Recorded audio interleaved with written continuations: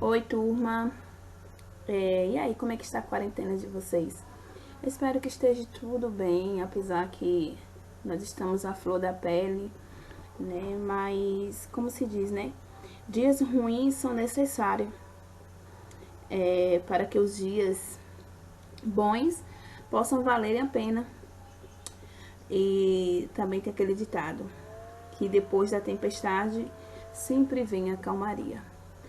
Bom, hoje é a nossa segunda aula e eu espero que vocês gostem, quanto vocês gostaram da primeira, que assim espero que vocês gostaram, né? Vamos dar continuidade. Modificação física ou do envelhecimento. O que acontece nesse sistema esquelético? No sistema esquelético acontece geralmente a diminuição gradual e também progressiva da massa óssea. Isso acontece principalmente porque tem a predisposição à osteoporose, entendeu? Principalmente pós-menopausa. Também, no sistema esquelético, podemos ver que tem os músculos, eles diminuem de tamanho e impede a flexibilidade. E quando impede isso, né,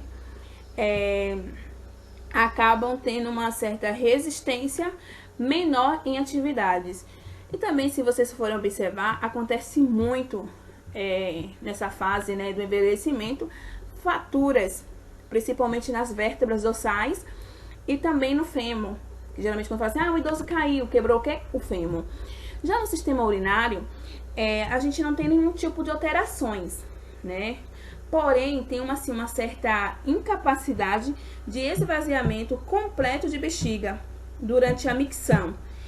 E no caso, na micção e a retenção urinária, entendeu? Aí, no caso, pode predispor à infecção. Enquanto o sistema tegumentar, podemos ver que tem uma perda de gordura e de água. Quando acontece essa perda de água e de gordura, causa então a flacidez.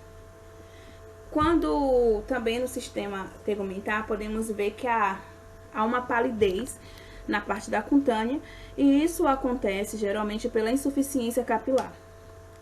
As unhas também ficam espessas e quebradiças. Já os cabelos ficam mais finos e começam a mudar, né? Ficam brancos, descolorado. Já o sistema reprodutor sofre algumas mudanças, mas essas mudanças estão ligadas aos hormônios.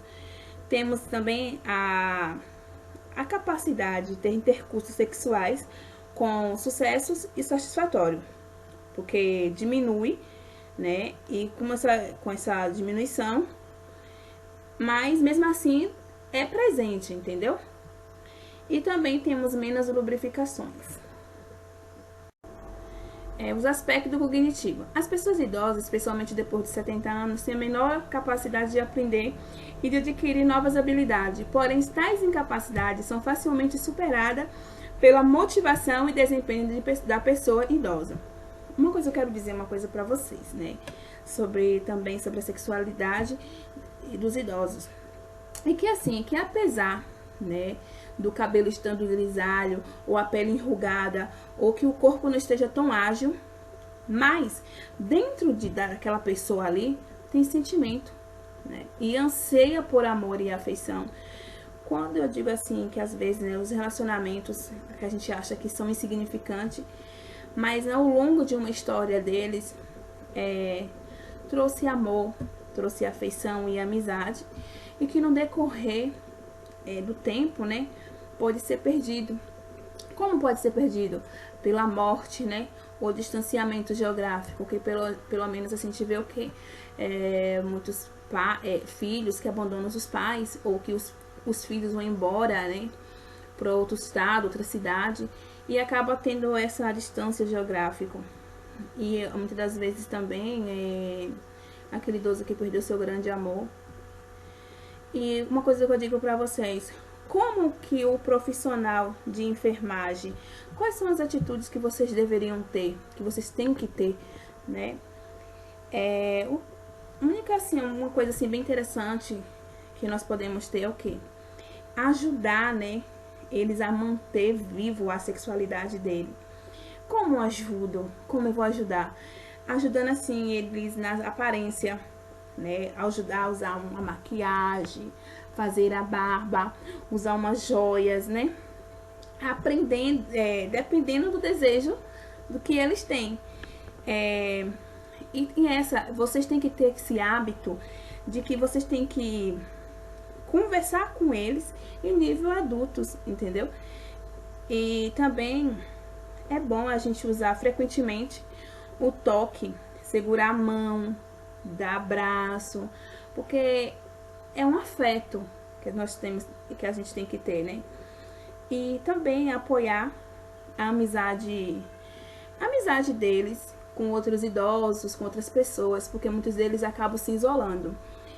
E quando, se no caso vocês chegarem a trabalhar dentro de uma casa de apoio, às vezes também, ou na sua família, qualquer uma pessoa, né? Nós sabemos que os casais têm direito, né, à privacidade.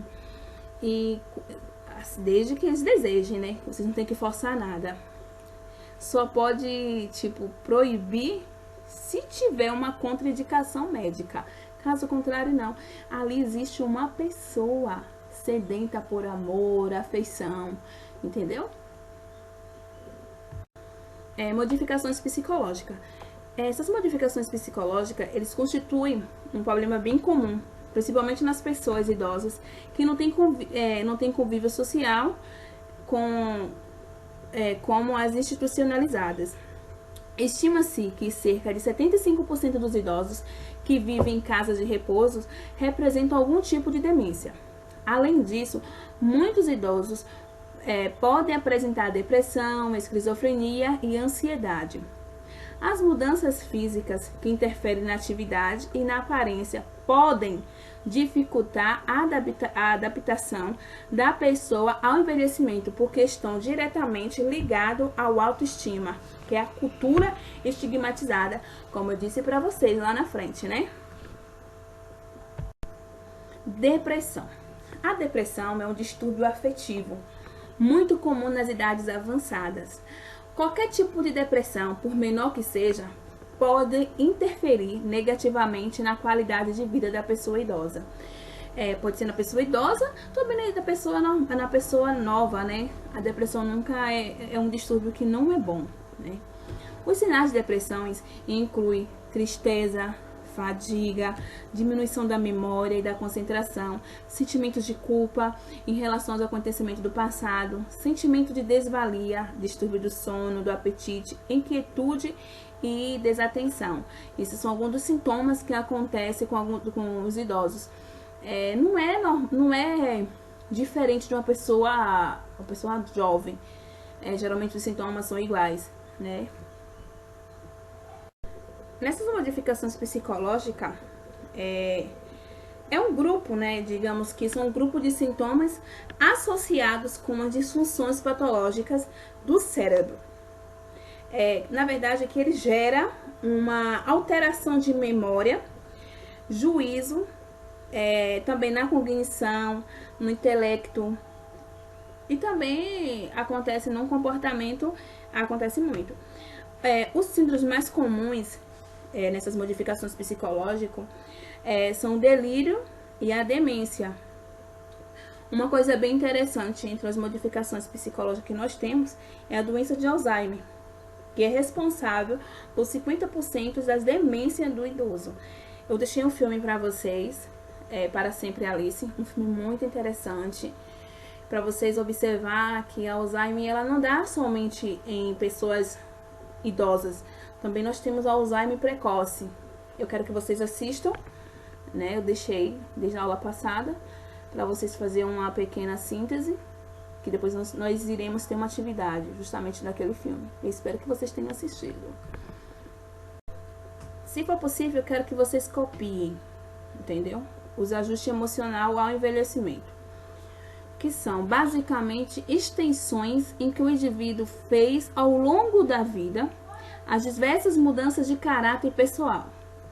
As tensões pelas circunstâncias, pelas doenças que acompanham a velhice, tendem a acentuar-se, até mesmo distorcer-se. Os idosos têm a mesma necessidade emocionais que os mais jovens e necessitam os mesmos suporte para uma boa saúde mental. Quais são elas, né? Serem amados, terem sentimentos de conquista e reconhecimento, ter um certo grau de segurança financeira. Então, ou seja, é um constante, né? Tanto dos jovens e tanto dos idosos. Quem é que não quer ser amado, né? Quem é que não quer ter algo que eu conquistei e alguém reconhecer, ter reconhecimento pelo aquilo que eu conquistei? Entendeu aí, né? As oportunidades para convívio social e para expressão sexual se restringem muito à medida que passam os anos. As atitudes no mundo ocidental em relação ao idoso tendem a renegá-los para uma significância cada vez menor. Acho que não serve para nada, não é isso? Na velhice, precisam ser feitos alguns ajustes nas atitudes e nas perspectivas psicológicas de todas as pessoas. As respostas emocionais mais sadias são baseadas em filosofias que aceitam o envelhecimento como um estágio progressivo, atitude frente à vida que reconheça a força e as limitações do corpo, uma forma de comportamento que demonstre interesse em viver aqui e agora. O ajuste psicológico sadio significa uma avaliação realista das circunstâncias atuais e uma valorização das coisas positivas frente aos aspectos negativos. As emoções mais comuns no idoso, em virtudes das limitações físicas e das perdas de controle da sua vida. Por isso, é importante dar ao idoso a oportunidade de tomar tais decisões quanto for possível. Os sinais mais frequentes de frustrações são o comportamento agressivo, raiva, a hostilidade, o comportamento exigente, queixas e choros. As modificações psicológicas e ansiedade. A ansiedade e o medo podem se manifestar por períodos de depressão e ausência. A depressão do idoso é facilmente compreensível, sendo que em muitos casos eles são cortados do seu sistema de apoio social, tiveram que fazer grande mudança no seu estilo de vida. Geralmente pessoas que têm, por exemplo, digamos, estilo de vida, eu gosto de comer coisas gordurosas, também entra isso, sabia? Automaticamente o médico dizer que você não pode comer mais, ou que você mora com seus filhos, mora sozinho com a sua esposa e de repente tem que morar com o filho. Então tem aquela mudança de estilo de vida, né? Pode ter perdido seu ente amado e amigo, né? Alguém que a gente ama. Pode ter grandes limitações financeiras. Pode realmente achar que não tem mais controle sobre o seu destino.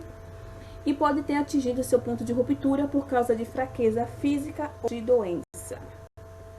E até mais. Até a nossa próxima aula na próxima segunda. Beijo, beijo!